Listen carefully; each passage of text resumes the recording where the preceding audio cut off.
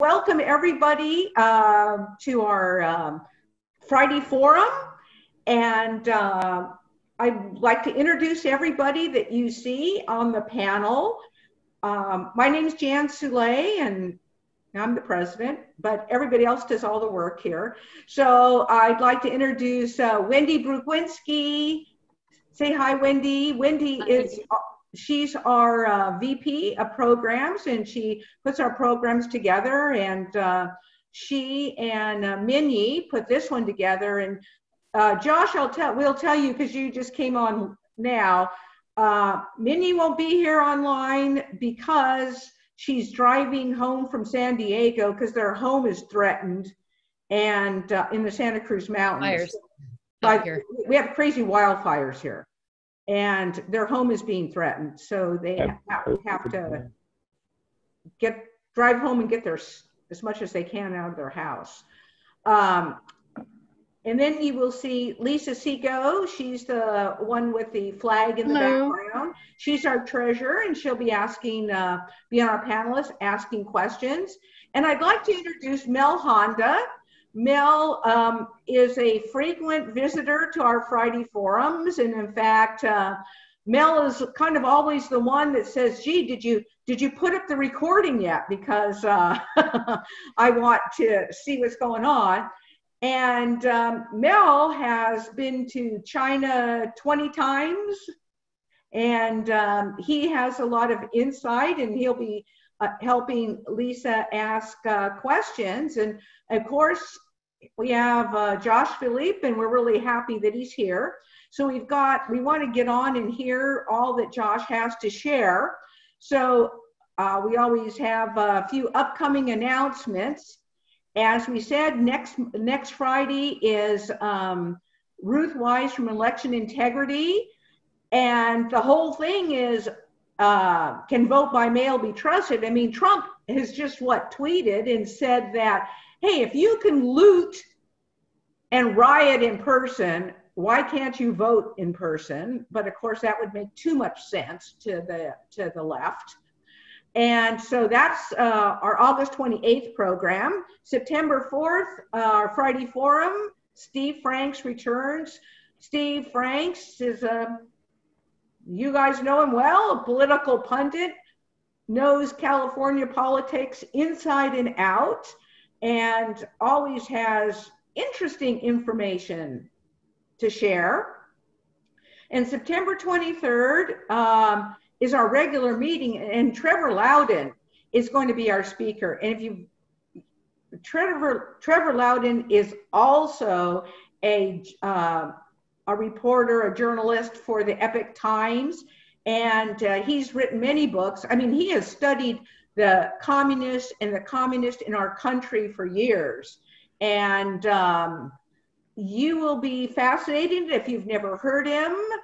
He will reveal, really, the Democrat Party, most of their candidates that were running for president originally, except for Mike Bloomberg, were put in office by the Social Democrat Party, which is the communist. So you will find out. Antifa and Black Lives Matter, all from that same Marxist root. Now, coming up on September 5th is the California Conservative Convention. They were going to have it in person in Fresno, and I was thinking, oh gosh, Fresno, the weather in Fresno is horrible, but of course that's the weather we've been having for the last couple of weeks. But unfortunately, it's going to have to be online because Fresno County is not going to allow people to gather in person. So, but that's a good thing because it opens it up for more people to join via Zoom. So we'll be promoting that. I mean, this is important for conservatives in California to get together.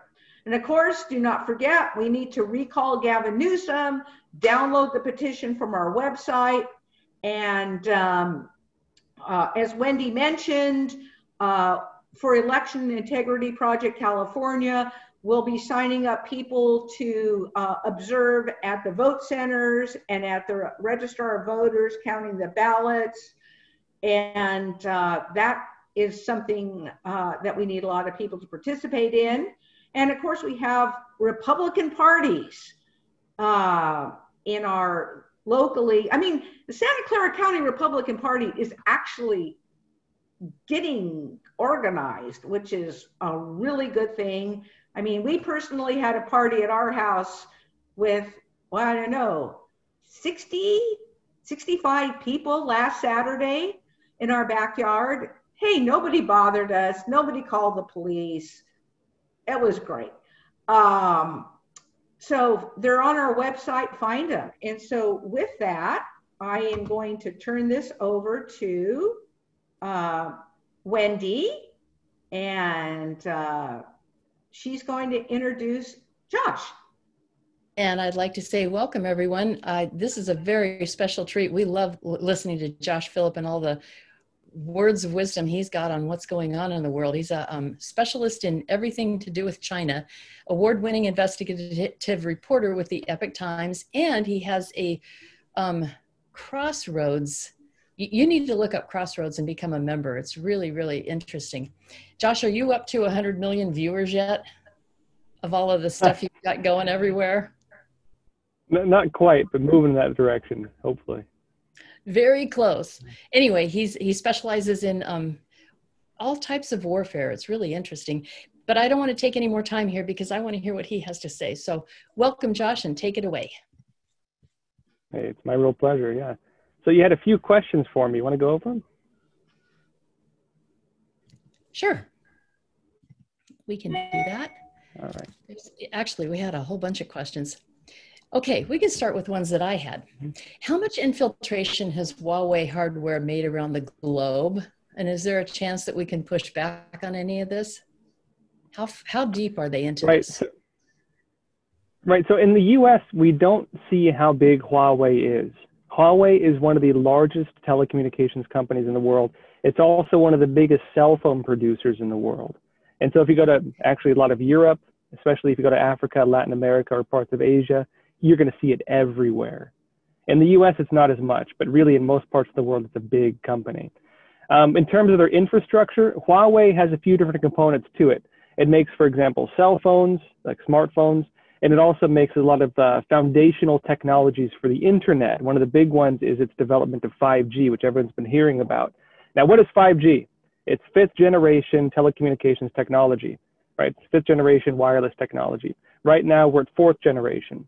What happens when you go to fifth generation is it opens up, say, different bands that you can access in terms of sending and communicating data that are currently only accessible like by military communication systems for the most part, making those publicly available, which means you can fit more connections in big city areas, and you can also expand the use of internet for things that need a lot of processing power, like smart cars, smart city technologies, and so on. The CCP is interested in using this for a lot of different reasons. One of the big ones, for example, is its totalitarian social controls, like the social credit system. And when the CCP goes abroad and starts building this infrastructure in other countries, like it's doing with the One Belt, One Road, or New Silk Road Initiative, as they call it, the CCP goes into these countries, gets them into debt traps, builds this infrastructure, and as part of that, they install all of these technologies for this totalitarian government system. And so like Darwin, Australia, for example, they have the social credit system. They have the CCP social credit system. A lot of parts of Africa, a lot of parts of Latin America already have the CCP social credit system. This is the CCP exporting its form of totalitarian government on the high-tech end. Huawei is a core piece of that.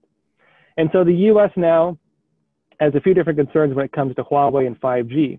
One of the big ones is the fact that it can access these different bands of, telecommunications, these different bands that are only accessible right now by like military systems, which they believe having the ability of devices to access those bands means that it could expose all that sensitive data to the CCP for monitoring. Because it's actually not that hard to intercept some of these things. You just have to have the right components for it. The other big concern is, of course, the CCP using this as a form of diplomacy, and also the CCP's use of this for debt traps. And so the US right now is pushing for a few key things to stop all of this from happening. On one front, they're going against 5G. And Trump, they recently started promoting a clean networks program where they're going to different countries. Pompeo's actually doing a tour. He just finished in parts of Eastern Europe. I think he did Slovak, for example. He gave a good speech there, where he's promoting this clean networks program and getting countries to buy into it, which means if they agree to it, they do not buy from China, they do not buy from Huawei, and they push out these Chinese systems from their critical infrastructures. They're also pushing right now for, in fact, India, just one of the big telecommunications companies, just kicked off Huawei and ZTE, which is another big Chinese telecom company. And when it comes to the cell phones, this is actually huge. The Trump administration has made it so China can no longer buy US chips or chips that have US components in them. And also a lot of countries, for example, in South Korea, in Taiwan, which have some of the biggest chip makers in the world, TSMC, I think, is in Taiwan, they can no longer sell to China. This means that basically one of the foundational building blocks of the entire Chinese high-tech economy has been pulled out from under them. This means it's imagine if you spent your entire career investing in developing iPhone apps, and suddenly you are no longer allowed to use the iPhone, right? It means everything you've built is useless. That's what the Trump administration just did to China.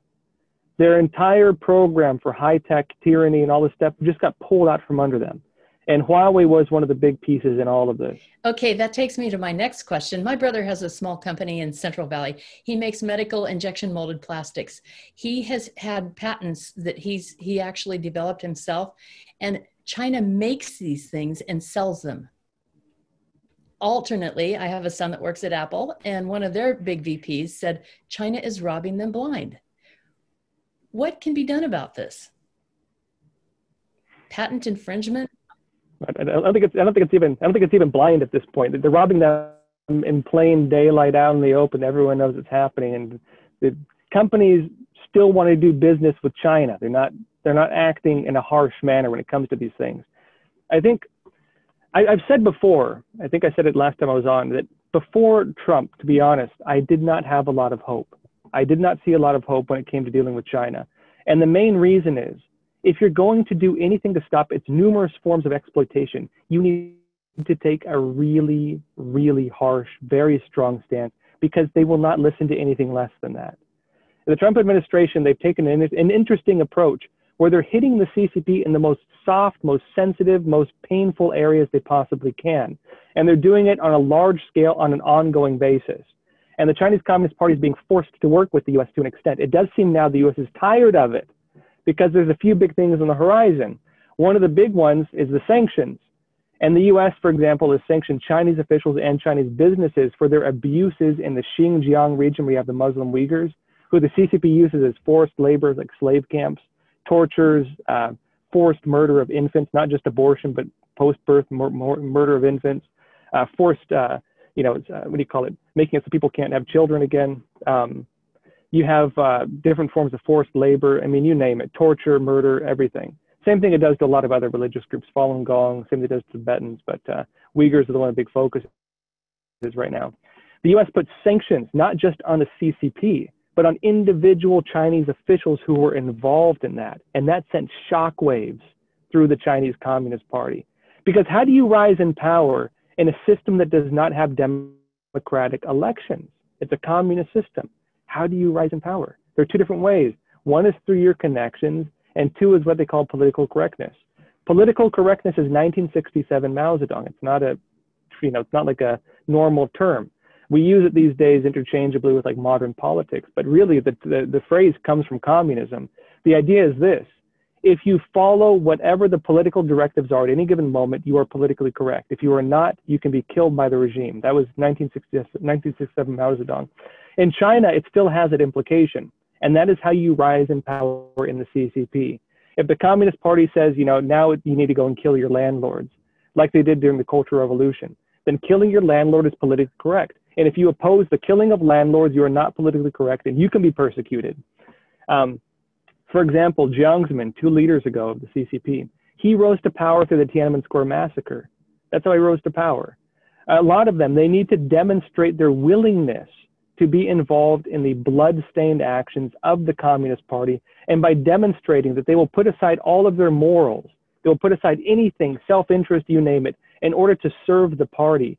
That is how you demonstrate your willingness to serve the party, and that's how you rise in power in China. And now with these sanctions, this means that all of these people who've risen to power with blood on their hands are being put in, at risk themselves. They're being called out individually. This is like, I mean, they haven't done it on a large scale yet. It's only a handful of individuals. So far in Xinjiang and Hong Kong, they've gone after officials, including Carrie Lam, who's the chief executive of Hong Kong, kind of like the Hong Kong president, but it's not really a country, because it's under the CCP still. They've gone after these individuals, and it sent a message and sent shockwaves through the CCP because it's showing them that every single one of them is in direct danger. Every single one of them can be held directly liable for their participation in the abuses of the Communist Party. That is a major, major development when it comes to this. The other big thing, when you talked about patents, the Chinese Communist Party, one thing they'll do is they'll find the patents. They'll steal technology from companies as they're developing them. We hear about IP theft using hackers and so on. They also have physical spies that do this. I mean, it's a big system I won't get into.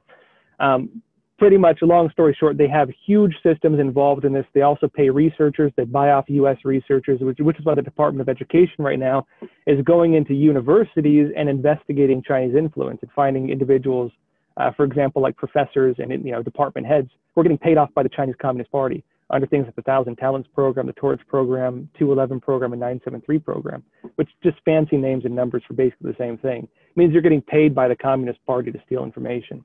You're serving the interests of the Communist Party on American soil is what that means. Think tanks, you name it. Now what happens is they steal this technology and then they register the patents on Chinese soil.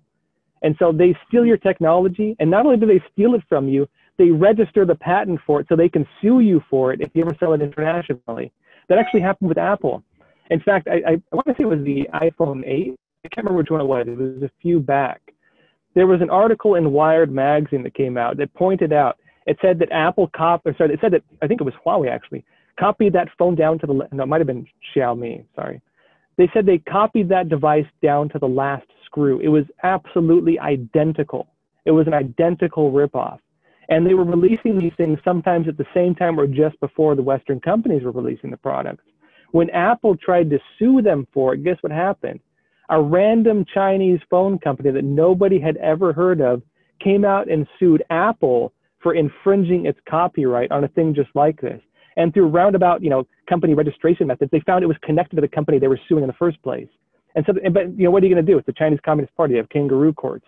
If you want to debate them in their courts, you can do nothing to win. They can do whatever they want to. They can charge you with any crime they want. And that's just how it works. And so right now we see all this happening. And we also see the Trump administration hitting them on every single one of these points, holding individual Communist Party members accountable for their actions. And I suspect they're fighting like crazy to make sure that Biden wins. I used to work for Lockheed, and we could talk about the F-22. Oh man, their fighter is identical. I mean, apparently. Get this. Yeah. So big news on that. The Chinese Communist Party has come out. Now, the F-22 is a fifth-generation fighter jet accused of stealing U.S. technology from F-22, I think F-35 programs, right? Here's the thing. Actually, the actual design they used for it was a Russian 4.5 generation aircraft that did not have stealth components on it. So technically, a lot of people who were watching the development of the J-20, which was the jet that China claimed was its competitor to the F-35 or the F-22, the J-20, they were saying it's a fifth generation fighter jet, it's stealth. A lot of defense analysts are saying, well, look, it has all these parts on it that don't work with stealth. There's no way you've made this a stealth jet. This is not a fifth generation jet. They said, well, yeah, it is. So don't tell us otherwise. Now they've actually come out with India now, and they admitted in, I think it was Global Times, one of their main state-run media, that the J-20 is actually a fourth generation jet, they're saying now, which puts it as about equivalent to like the F-16. And one of the big problems the Chinese Communist Party has that nobody talks about is the fact that if you don't have electronic warfare hardening for military equipment, it is useless. Because the US right now has, for example, different forms of EMP weapons, like, directed EMP weapons, where if something is not hardened against electronic attack, you can fry its electronics. The entire Chinese Air Force could be wiped out, in like nothing. using weapons like these unless they're electronically hardened. Now, different Chinese analysts, and they actually haven't gotten much promotions in the West, they've said the US could wipe out the entire Chinese Air Force and Navy in 2 hours. That's what they say. But they show a very different picture on this when they talk about, for example, making threats to the West. The picture is a lot different than what they claim it is. Very interesting. This is Mel. I got a question, a little bit of compound. China. Actually, Mel, before you ask, I was going to invite you and Lisa to come back because I know you both have questions too. So come on back if you would, so we can see you. Sorry. There we go. Anyway, kind of a compound question. China has extracted billions, if not trillions of dollars from the U.S., partnering with U.S. corporations who don't scarcely consider the geopolitical aspects. They're just there for profits and earnings per share. And then China is taking billions of dollars and investing in South America, Africa, Europe, and Asia to basically create colonies all over the world, let alone make their own islands. Do you see any way we can defend ourselves against that? Yeah, well, actually, this is one of the big things. When it comes to the Chinese Communist Party's strategy on that, this is the phrase they use. It's actually a Mao Zedong strategy, who was, former, the main CCP leader who founded the whole party. His statement was, surround the cities with the countryside. And the Chinese Communist Party's analysis, the United States is the city, these other countries around it are the countryside. You don't have to attack the United States directly. If you can cut off its supplies, cut off its relations, isolate it, cut off its economic flow abroad, you isolate it, you win without having to defeat it. And so they've gone heavy into Africa. They've gone heavy into Latin America. They've gone heavy into parts of Asia. Now they're doing incursions in Australia, Canada, different parts of Europe. It's actually a huge, in my opinion, oversight of the United States that we're not more heavily involved in Latin America. And to be honest, I don't know why the US government isn't taking this a lot more seriously. I just spoke with, he's an independent journalist in Brazil, he runs a media called Terceira Livre. And is he the he's guy that was one of the censored? main, the guy that you tweeted that was censored in Brazil? Yeah, that's him. Yeah, okay. Yeah. They're going after him because, Brazil with Bolsonaro, it's kind of the same situation in the US where the entire media and political system is going after him. And Terceira Livre is one of the only ones that has really been reporting honestly on what's happening with the Bolsonaro presidency. He's pointed out that even the US diplomats in Brazil know how serious it is if the United States were to engage with Brazil. I mean, you could flip all of Latin America. You could push out the CCP's influence in all of Latin America if you were to engage with them. And if Brazil were to change, it would be that linchpin. Brazil has huge potential for that. And the problem they have is this: even though Bolsonaro does not like the CCP, even though he's called them out directly, you have pretty much every single city level government siding with the CCP, taking bribes from the CCP, making deals with the CCP and challenging Bolsonaro, on these things. They're saying that Brazil will have no choice but to side with China unless the US engages with Brazil. And you have the same problem in a lot of these countries. And so, I mean, it's a complicated situation because nothing can be done about it unless the United States begins to really engage with these countries directly and start to make deals with them directly. One of the complicated things you have in a lot of these countries, though, is you have, former communist systems that have really gotten into the institutions, into the politics, into organizations and nonprofits, and really pull the strings on the entire regions. In Latin America, you have the Foro ao Sao Paulo, which was the organization of all these far left and communist governments that basically flipped the entire region, almost all of Latin America, to socialism. That was during the Pink Revolution they had there, where socialist governments swept the entire region. That was led by Brazil and by Cuba. And the Chinese Communist Party has pretty close ties to it as well. In fact, Trevor Loudon could tell you all about this. I saw you getting him on. Trevor and I are good friends, by the way. And also you had a lot of radical movements in it. For example, Hezbollah is actually heavily involved in Latin America. They actually have political parties in parts of Latin America. Iran is heavily involved in Latin America, and so is Russia. And it's because of the oversight that the United States has not taken it seriously enough. And so, again, yeah, you're absolutely right. The Chinese Communist Party is developing these things. They're pushing really hard with it.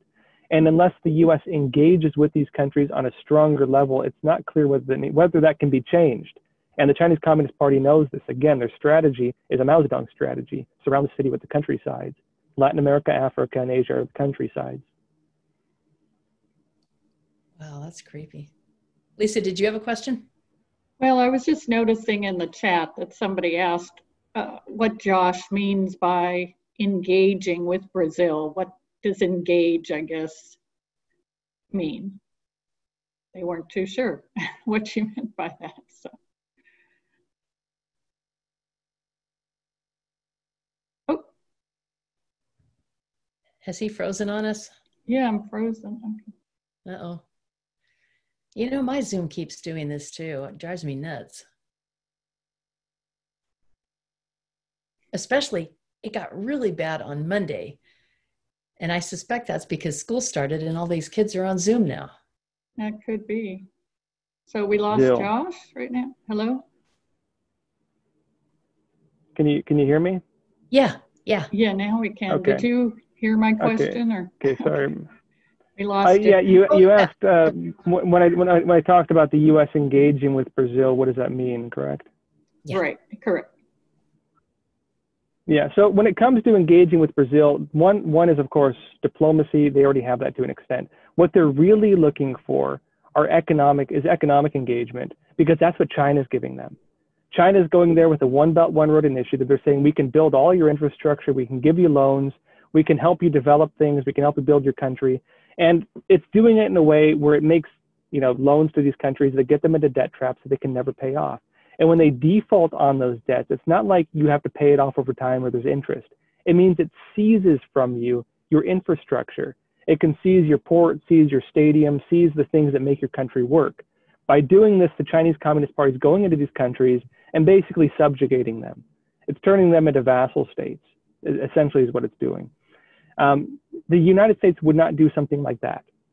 But what the United States does need to do is find a program that can challenge the CCP on that level when it comes to matching, to some extent, the interest these countries would have in siding with China. Because for a lot of them, there's two different ways they're doing it. One is they think that they do not have a way of pulling their countries up. They believe they cannot modernize their countries. They don't have the technology. They don't have the cash. They don't have the know-how to do it. And so China comes in with this big package and says, let us build it for you.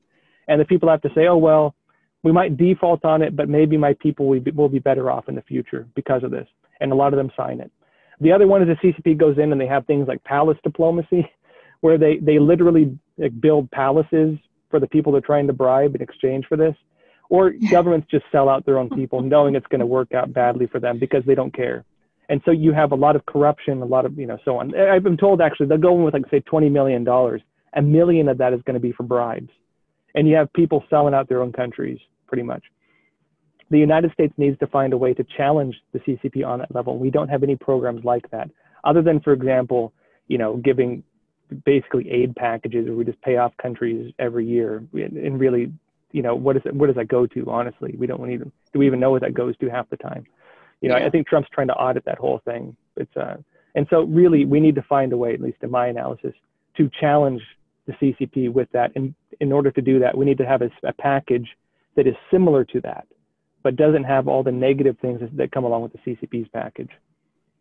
And the U.S. is good at it. Look what we did to Germany after the war. Look what we did to Japan after the war. The United States, when it comes to actual nation building, if the countries are willing to work with us, the results of it are incredible. The United States, look at South Korea. The United States has created some of the most successful economies in the world, and we have the capabilities of doing that. It's just we're not doing it for some reason. Probably because it takes a lot of money. What do you see going on in Africa with China? So a few different things in Africa. One is the Chinese Communist Party is doing real heavy programs with the One Belt, One Road initiative. Really strong. And they're going into a lot of different countries and they're subjugating them. Now, one of the big pieces of this that actually might be one of the reasons why the U.S. has trouble engaging with these countries is something that's easy to forget.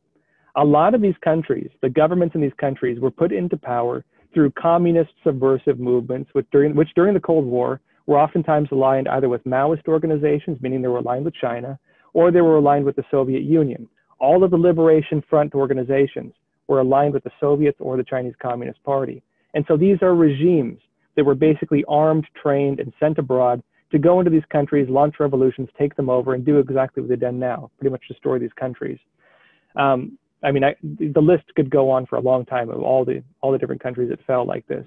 But when you go into Latin America, you go into Africa, you have a lot of governments that are aligned or rooted in these organizations. The CCP has that, say, ability now. They have that ideological alignment with them where they can use them because of that history. At the same time, though, they have their own problems. They have a lot of, the systems have not been sustainable in a lot of these countries, as they were, say, in China, for example, where the CCP has maintained relative complete control over the country. And so when it comes to the situation of the CCP going in there, they've done debt traps for the One Belt, One Road initiative. They own a lot of the infrastructure. They've pretty much subjugated a lot of countries in these different areas, including to the extent that they've already built the social credit system and some of the high-tech systems of social control in a lot of these countries. They control the economies. They bribe all the politicians. They control the organized crime. I mean, you name it. They run these countries to a large extent. Interesting. Josh, got a question for you. Along with Falun Gong, there's Christians and Muslims and other groups in China. How come they're not speaking out? I know the answer to that, but love to hear your answer. Yeah, well, how come in China they're not speaking out? Correct. Yeah, well, you can thank the Chinese Communist Party for that. Now, there's a few different parts to this. When it comes to Falun Gong, for example, and a lot of these different groups, they actually have been very active internally in China with helping educate people about what the Communist Party is doing. You have a lot of non-violent protests taking place in China, and a lot of people over time have seen that the Chinese Communist Party is abusing its own people. Now, when you go to the ethnic groups like the Uyghurs, the Muslim Uyghurs, or the Tibetans, the CCP has the entire areas on lockdown. I've talked with Tibetan activists. They say they have not even heard information coming out. That's how tight it is right now. They cannot get information out of the region. The CCP controls border movements. You can't leave. When you go into some of the Muslim areas, like in Xinjiang, they have facial recognition. They have facial scanners. They do saliva tests. They test your blood and monitor you based on that. If you're a woman, sometimes they'll even send agents to your home to monitor you in your own home, like you have a stay-at-home agent sitting in your house. They do all kinds of stuff like this. And so it's and then not on top of this, you have the Great Firewall systems to get, block information from getting into or leaving China. They do everything they can. I mean, this is beyond Orwell. George Orwell could not conceive of the kinds of high-tech surveillance and tyranny that the Chinese Communist Party has developed and is using as we speak. And another unfortunate reality of this is a lot of big businesses have gotten involved with this.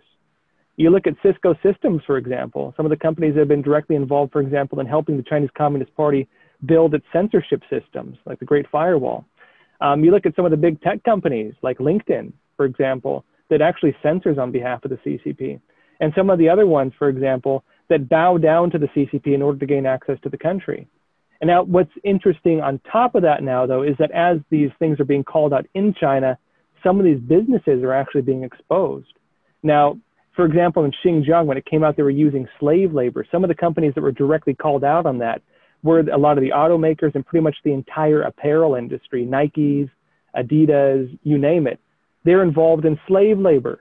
And these are some of the same companies that, I think the same week this was exposed, they were going on TV and making statements around Black Lives Matter and stuff and history of slavery in America. And they're using slaves as we speak in China. And so these companies really could be held liable for this. In fact, the US government actually just sanctioned a company, or fined a company, not sanctioned, but fined a company a lot of money, I can't remember the exact amount, for importing stevia from China, which is this natural sweetener, alternative sweetener, that was manufactured in one of the regions using Muslim slave labor. And so, yeah, you do have a lot of movement in China. You do have a lot of individuals speaking out against the CCP. It's almost in vogue now to curse the Chinese Communist Party. And we don't hear about this stuff. There's actually even what they call the Tweedong movement or quit the party movement. I think the number now is well over 350 million, I believe, Chinese people who have quit the Chinese Communist Party, the Youth League, or the Young Pioneers. And so there are large scale movements of Chinese people standing up against the CCP, and we just don't hear about it outside of China. Sounds like the walk away movement. Yeah. Excuse me, just a follow-up question, not on that though. There's been a huge pork pig pandemic in China that's killed hundreds of millions of pigs. There's massive shortfall in soy. They're seeking resources around the world. Do you think this could be a significant issue for Ping going forward? Because if you can't eat, people don't get happy. Yeah, actually, I think this is one of the big looming crises that China is facing. And now, just a few points on this. Even during the pandemic, even during the height of the pandemic, there were warnings in China of possible food shortages.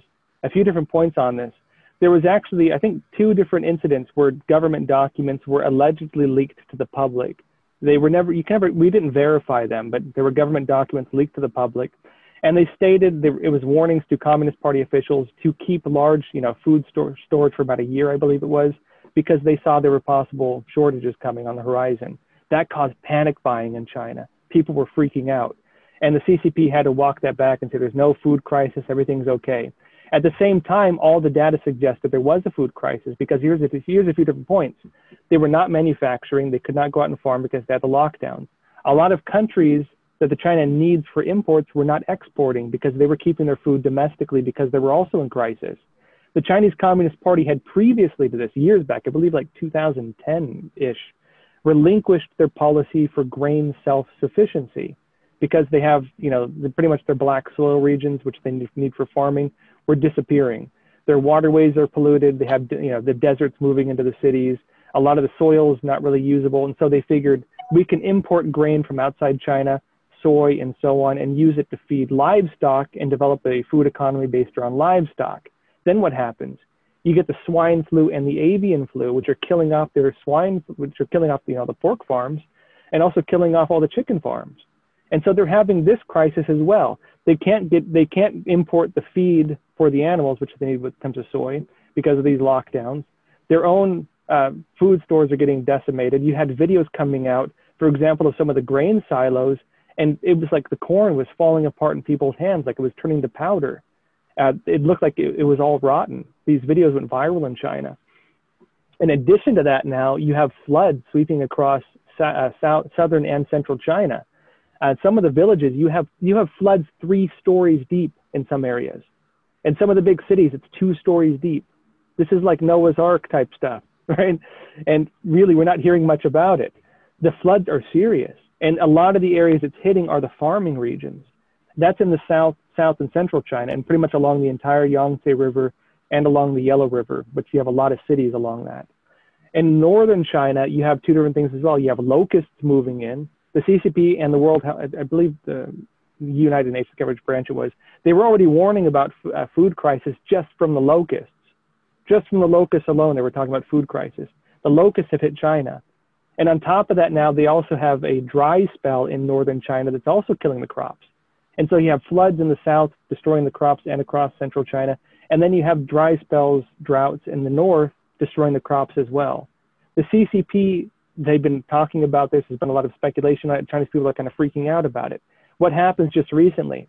Xi Jinping, the head of the Chinese Communist Party, comes out and makes an announcement saying that he announces this clean plates program where he says Chinese people need to stop wasting food because if there ever is a food crisis, hypothetically, you need to learn how to save food. And now what happens, right? People freak out and they say, oh, there's a food crisis. Then all the media come out in China and they say there's no such thing as a food crisis, despite the fact that Xi Jinping himself just said there's possibly a food crisis. And so that's where things are at right now as we speak. Interesting. So does he? Josh, sorry, when we were up in the north of Silk Road a couple of years ago, I have never seen an area where there was a police station on almost every corner and hundreds of cops walking around, let alone the troops that were walking around in squads armed, because you never saw that in China for many, many years. And do you think that's a further reflection of potential Muslim upheaval? Well, a few different things. Yeah, the Chinese Communist Party right now is concerned about security, social stability, and a few different parts on that. There's many levels to it.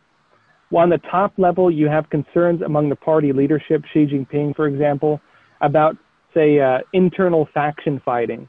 Now, a lot of people think the Chinese Communist Party, absolute power, basically it's Mao Zedong, controls everything, no problem. That's actually not the case. Xi Jinping does not fully control China. There are two main factions. There's the Jiang faction, who's 2 leaders ago. Again, the guy who rose to power through the Tiananmen Square massacre, blood on his hands, created a whole special interest thing where, in terms of how you rise in power in China, very corrupt faction. They're fighting with the Xi faction, the current leader of China.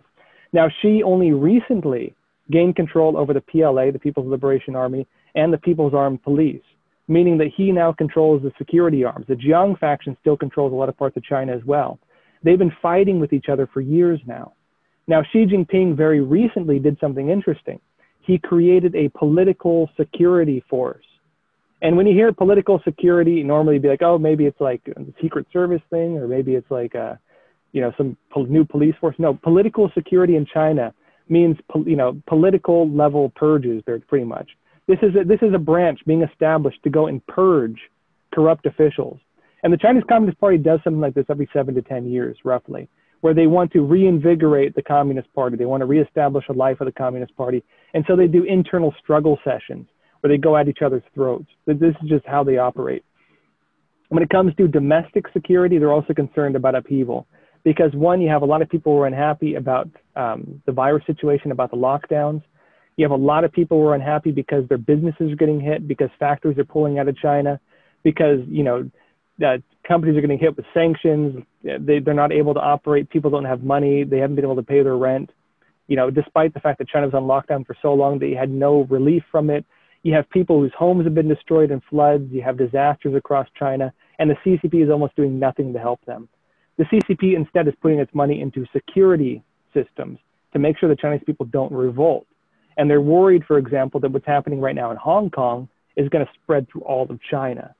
And so the CCP on every level right now is concerned about security. And it's for this reason they're putting in these different forces to protect the Communist Party.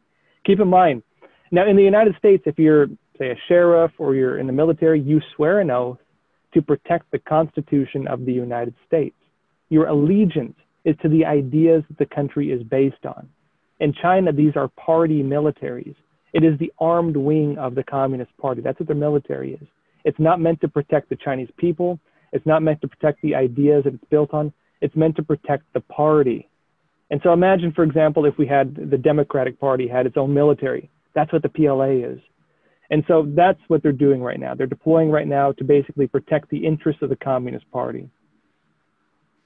What do you think about us getting our pharmaceuticals back? And how long do you think that'll be?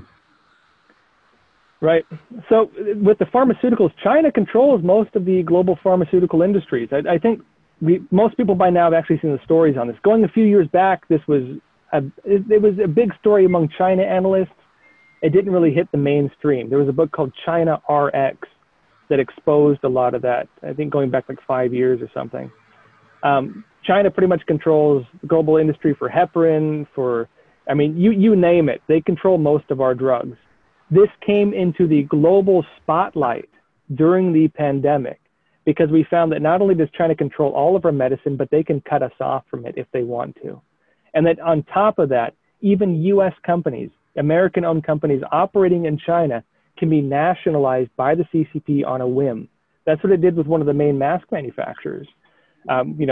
American company operating in China, one of the biggest mask manufacturers in the world, the Chinese Communist Party nationalized it and forbade an American company from selling its products to its home country during a time of crisis. And a lot of countries saw this. A lot of countries saw that China, while it was lying to the world about, human-to-human transmission and these types of things, was going around and buying up the global supplies of personal protective equipment, PPE, like gowns, face masks, and so on, and was using that then as a diplomatic tool, going to different countries and giving them these in exchange for diplomatic deals or business deals. Saying, okay, like I think they went to France or one of the big European countries and told them, if you want these masks, you have to sign on with the One Belt, One Road initiative, or you have to put in China's, Huawei 5G systems, or we're not going to give it to you. When they were talking about, for example, one of the stories that made headlines was when the U.S., the virus just started spreading abroad and the U.S. was getting ready to start the lockdowns. China said, we will throw America into the great sea of the coronavirus. In other words, they were saying that, we have the cure. They were saying, oh, we have the cure and we're just not going to give it to you. Now, turned out they didn't have a cure, right? But that's what they were saying. And the U.S. saw that the Chinese Communist Party, for them, it's not human life. It's not interest in our safety. It's not interest in our health. It's interest in what the party's, desires or interests are.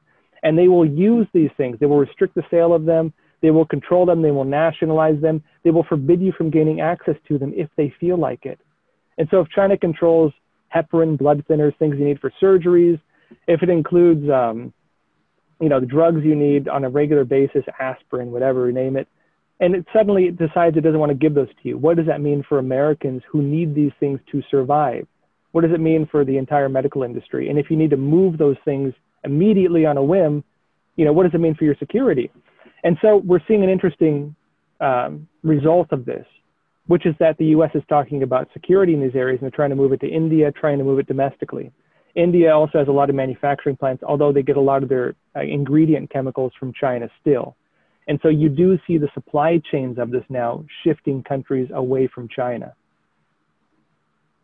Almost scarier than medicine, it seems to me that we have let an inordinate amount of electronics coming out of China and not really controlled that very well. And we have a question here about what's going on with the raw materials, like all the ores and whatnot. Do you see us having a shortage in those things going forward? Well, the United States might not have issues with ores. We can import those from Latin America. We can get them domestically, although a lot of the mines have gone away. There are some companies that are seeing this on the horizon and they're trying to keep up, for example, iron ore industries in the U.S. from going under.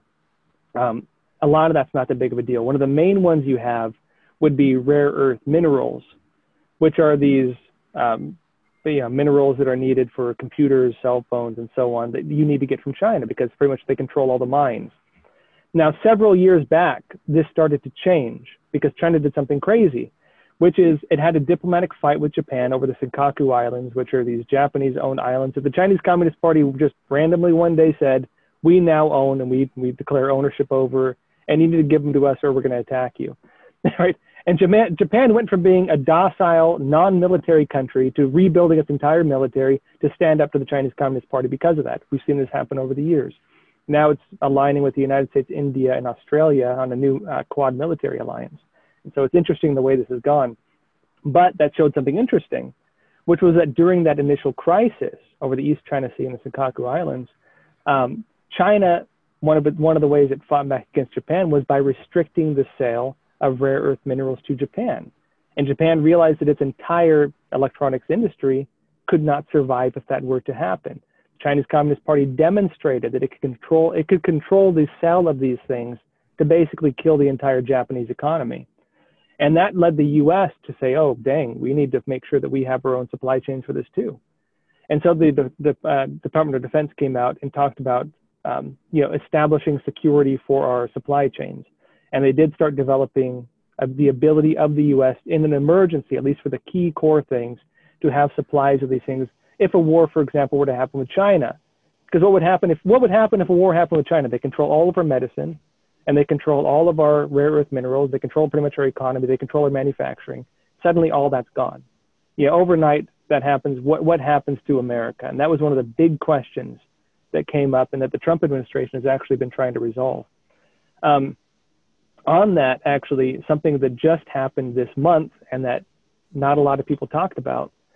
Now, the U.S. government, I think in 2018, created a program around securing supply chains. And one of the requirements for that is Chinese companies can no longer have any products, any parts within components being sold to the U.S. government.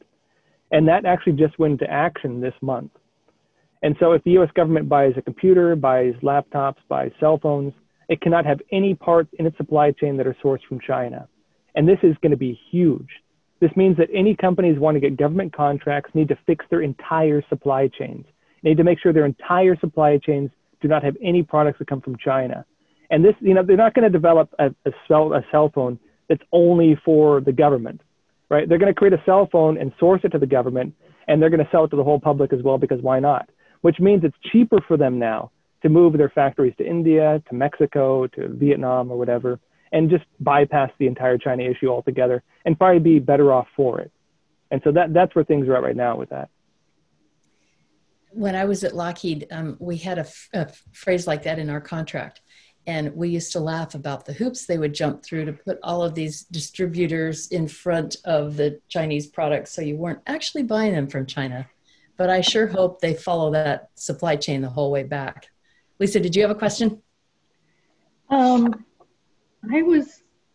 had some questions. So in the Epic Times this week, I saw that the CCP is rushing to destroy files overseas as the US cracks down on espionage, and that also maybe China could be locked out of the global financial system because of US sanctions? Yeah, so a few big things on that. The Epoch Times received leaked documents from China. It was from a China Petroleum Corporation, one of the big petroleum companies. Leaked document from that company that was actually involved with these programs. And one of the orders, it said, was the Chinese Communist Party, through its consulates, because they run these operations through the consulates, was using these companies basically as weapons, essentially, on US soil to carry out its operations. Now, when you talk about the CCP's way of waging war, this is how they think about it. They have the unrestricted warfare doctrine, their unconventional warfare systems, short of war tactics. They have all kinds of different names for it. What does it really mean? It means they assessed the idea that they could not win a war against the United States using open combat. And so they said, what are the goals of war? What would we want to achieve by waging war on the US? And how can we achieve those exact same things using, methods that don't involve troop-on-troop combat? And so they looked at everything the Communist Party controls, and that's everything. It's foreign investment, it's culture. For example, they have a new thing they just released recently talking about how to subvert Hollywood with sci-fi films. They have a big sci-fi film initiative right now. Drug warfare, like the medicine, like the selling of precursor chemicals to the drug cartels, which, funny enough, the cartels couldn't fulfill orders because they were getting the precursor chemicals from Wuhan. Funny enough, right? There was a shortage of illegal drugs because of that, apparently. They talk about psychological warfare. They talk about business warfare. Businesses under this Chinese system become weapons, just like tanks, just like jets. It is in a way that we do not recognize as weapons. The Chinese Communist Party now knows that all these things are being exposed, and so it sent out orders through its consulates to tell these organizations to go underground, quote unquote. That's the phrase, go underground.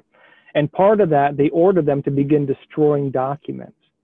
In fact, they did it in, I think, 12 different countries. I believe it was Canada, Australia, and 10 others got that order to begin destroying documents because they're worried that these individuals are going to get arrested, their phones or laptops are going to be seized, and it's going to expose all the Chinese Communist Party's communications with them. And so they ordered them to begin destroying all of that. Interesting.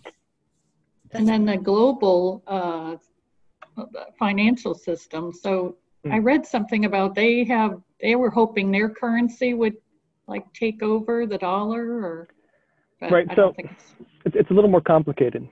So the Chinese Communist Party has been waging financial war against the United States for a long time.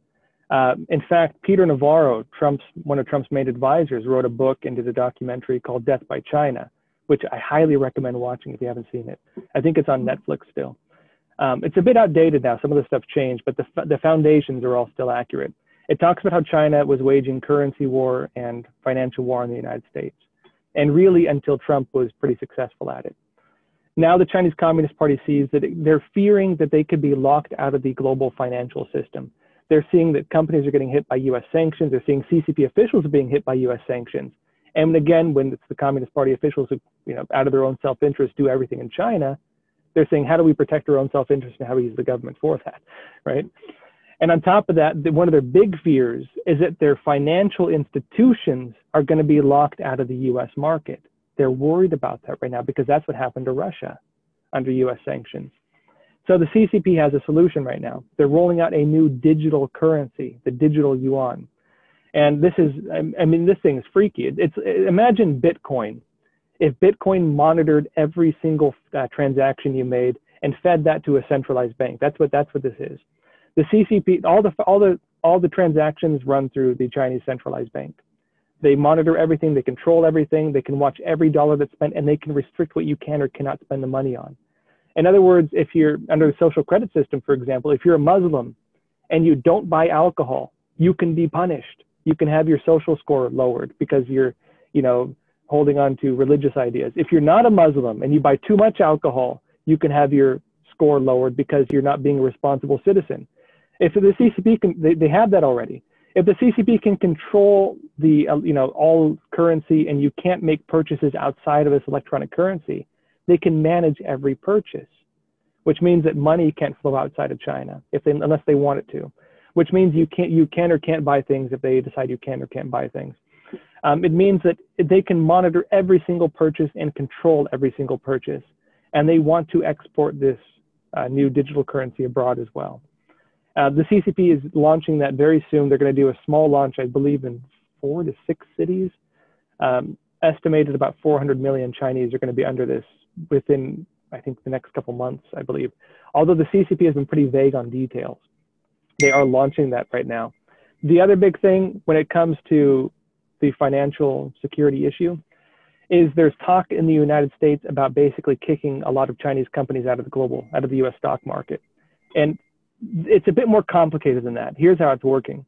Now, right now, if you're a US company and you're on the stock exchange, you can be audited. You have to make your documents clear so we know that investors aren't getting into Ponzi schemes. You don't want there to be pyramid Ponzi schemes all over the place. And so you have to be audited. The Chinese Communist Party does not allow audits of its companies. And so every one of them is a black box, and they've been allowed onto the US stock exchange despite that. Now, and this has been exposed now. You have like Luckin Coffee, Baidu, for example, which is like China's Google, just got exposed for this with their it's some like Netflix/YouTube knockoff they have that their investors are actually suing them over this now. Now imagine if it comes out that every Chinese company is basically like Bernie Madoff, that every one of them has been operating like Bernie Madoff. The U.S. State Department actually just, I think today or yesterday, sent an alert to U.S. universities telling them to pull out investments in Chinese companies from their, I can't remember the name of it, the money they have on store for scholarships and so on. They've been putting that in investing in Chinese companies. It told them to pull that out because it's saying by the end of next year, it's very likely that a lot of these companies could be removed from the US stock exchange. And so the CCP sees that on the horizon, that when they start getting audited, when they start getting investigated, they're not going to be able to continue operating. And so that's the direction everything's heading in. Last time I was in China, they have an operating card that is the fear of Americans, right? This one card instead of cash. They got it already. So we couldn't even make a reservation at a restaurant because we didn't have the card that validated who we were and that it was going to get paid on that card. So my client in China had to do the reservation on his card and prepaid it before we got there. I couldn't even pull out cash and give it to the waitress because it was already prepaid through that card.